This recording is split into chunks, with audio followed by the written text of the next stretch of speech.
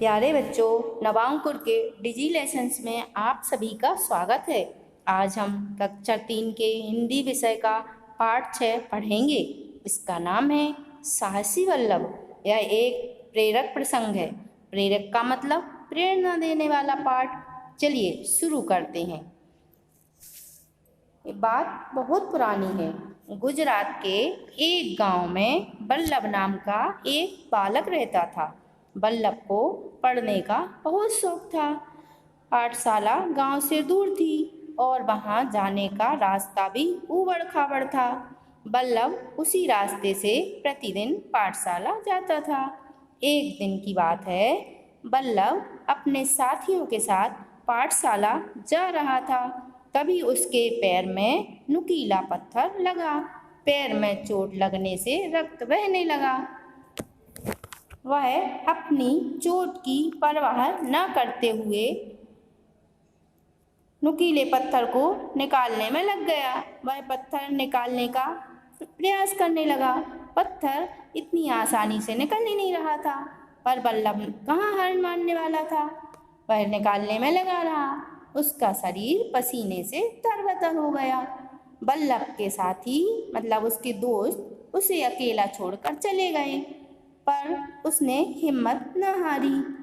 अंत में उसकी हिम्मत जीत गई। पत्थर निकल गया। उसने पत्थर को उठाकर सड़क के एक किनारे पर फेंक दिया तथा खाली गड्ढे को मिट्टी से भरकर रास्ते को भी ठीक कर दिया। उसके पैर से रक्त बह रहा था।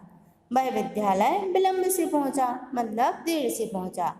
गुरुजी ने देर से आने का कारण पूछा तो वल्लभ ने पत्थर हटाने वाली घटना सुना दी।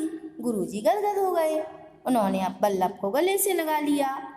वल्लभ के पैर के अंगूठे पर मरहम पट्टी की और बोले, बेटा, सब लोग रुकावटों से बचकर निकल जाने का आसान रास्ता ढूंढते हैं, पर तुमने रुकावट डालने वाले पत्थर को ही निकाल दिया।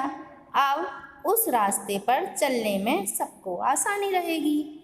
वह बालक और कोई नहीं बच्चों, वह सरदार वल्लभ भाई पटेल थे। लोग उन्हें लौह पुरुष के नाम से जानते हैं। वे हमारे देश के पहले गृह मंत्री भी बने थे। चलिए बच्चों, अब हम शब्दों के अर्थ समझते हैं। ऊबड़ खाबड़ मतलब ऊंचा नीचा, प्रयास कोशिश, प्रयत्न, विलंब, देर, गदगद हो जाना माने बहुत प्रसन्न होना, रक्त माने खून, तरबतर अधिक भीगा हुआ, रुकावट माने बाधा और अवरोध। अब यहाँ अभ्यास, पहले अभ्यास में प्रश्न लिखे हुए हैं, इनके हमें उत्तर लिखना है। तो चलिए उत्तर समझते हैं हम। तो प्रश्न का है, वल्लभ के गांव से पाठशाला तक का रास्ता कैसा था? इसका उत्तर है, वल्लभ के गांव से पाठशाला तक का रास्ता ऊबड़ खाबड़ था। प्रश्न खा है, शाला जाते समय वल्लभ को क्या परेशानी हुई? इसका उत्तर है, शाला जाते समय वल्लभ के पैर में नुकीला पत्थर चुभ गया। गा है, रास्ते में गड़े नुकीले पत्थर को निकालने का फैसला वल्लभ ने क्यों किया? इसका उत्तर है, अन्य लोगों को परेशानी से बचाने के लिए वल्लभ ने नुकीला पत्थर निकाल दिया। घ है, वल्लभ को विद्यालय पहुंचने में देर क्यों हुई? इसका उत्तर है, रास्ते में गड़े नुकीले पत्थर को निकालने के कारण वल्लभ को विद्यालय पहुंचने में देर हो गई। अगला है, रास्ते की घटना को सुनकर गुरुजी ने क्या किया? रास्ते की घटना को सुनकर गुरुजी गदगद हो गए और वल्लभ को गले से लगा लिया। चाहे सरदार वल्लभ भाई पटेल को किस नाम से जाना जाता है? सरदार वल्लभ भाई पटेल को लौह पुरुष के नाम से जाना जाता है।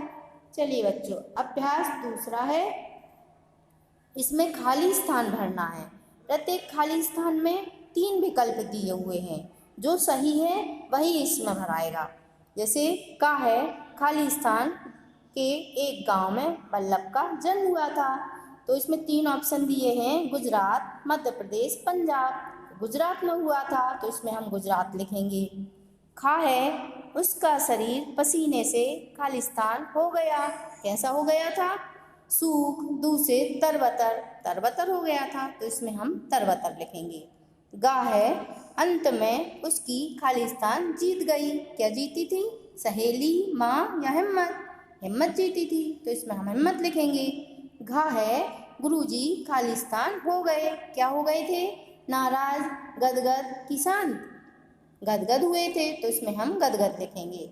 अगला है सरदार वल्लभ भाई पटेल हमारे देश के पहले खालिस्तान बने।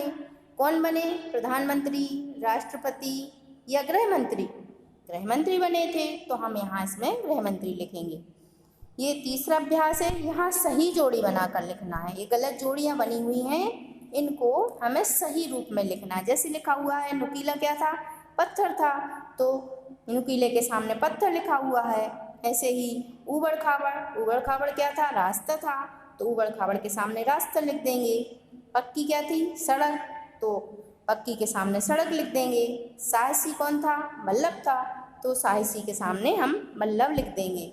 अब अगला, यहाँ बच्चों इस अभ्यास में शब्दों को सही क्रम में लिखकर सही वाक्य बनाना है। गलत लिखे हुए हैं, जैसे का है बालक वल्लभ नाम का रहता था एक गांव में गुजरात के, तो ये वाक्य तो बिल्कुल गलत है।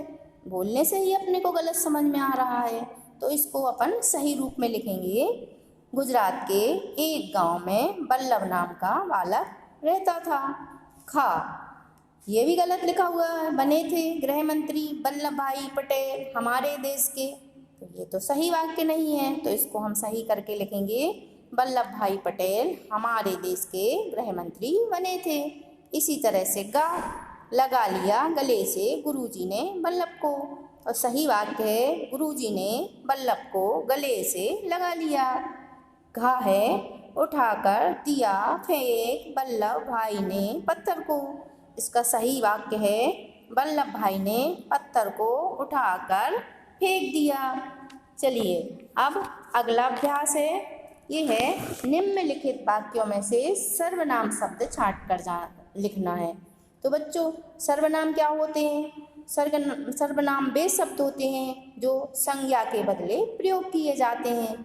संज्ञा में हम किसी व्यक्ति, वस्तु का नाम बताते हैं, लेकिन यहाँ सर्वनाम में नाम की जगह यह, वह, आप, हम, तुम कुछ भी लिखते हैं।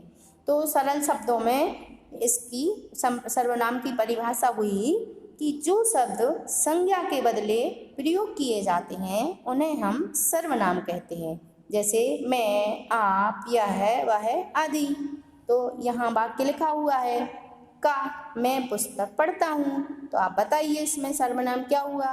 इसमें सर्वनाम शब्द है मैं, तो सर्वनाम मैं यहाँ लिख देंगे सर्वनाम वाले कॉलम में। खा है वह अपना काम करता है, तो इसमें वह सर्वनाम शब्द है।